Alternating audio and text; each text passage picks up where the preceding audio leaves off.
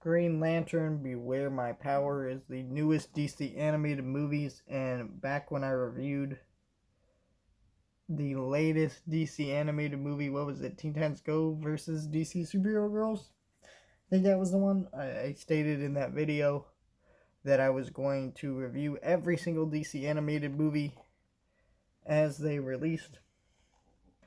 And this one I was a little bit cautious going into because I was really excited to watch it when it was announced and I saw it was for pre-order. I immediately went and pre-ordered it because I'm a huge Green Lantern fan. Um, and Jon Stewart is honestly better than Hal Jordan at this point. Yeah, he tends to be the one that's most used, even though I think most fans would agree Jon Stewart is the better Lantern.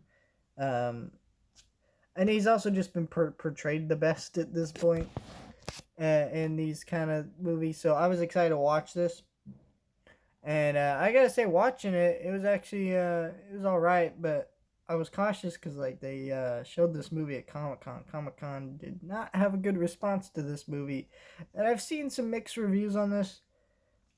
I I don't really get it because to me this is pretty standard DC animated movie affair. I have some criticisms of it, sure, but this is a pretty good movie.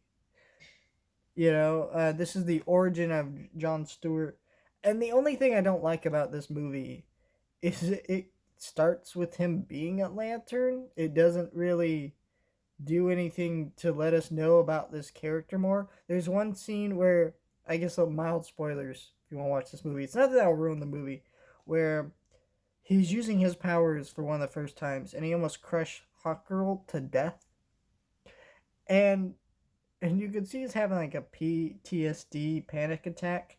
But I don't even know what that means, like, because they didn't really do a good job of letting you know, hey, this guy used to be a soldier, you know, he's been involved in war. They didn't do a good job dealing with this guy's origins before got the ring and became the Lantern. And it immediately jumps to you going to space.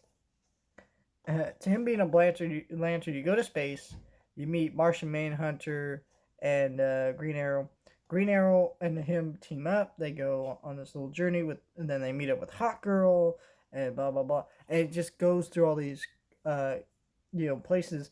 And I will say the voice acting is really good. The animation's actually pretty good. I mean, it's still direct to video quality, but I would say it's still pretty good and it looks good. And the action scenes work really well. So there was definitely so I had fun with this movie. I think the problem with this movie is this movie should have been a two-parter, kind of like Long Halloween, uh, part one and two. I know that they were never gonna do that for something like Green Lantern. They're totally fine with doing something like that for Batman, but not Green Lantern. But the first half should have been the origin of this character, and then by the end of the movie, he should have met up with the Green Lantern, or not the Green Lanterns, but Green Arrow, Martian Manhunter, and then they went off on this little space adventure.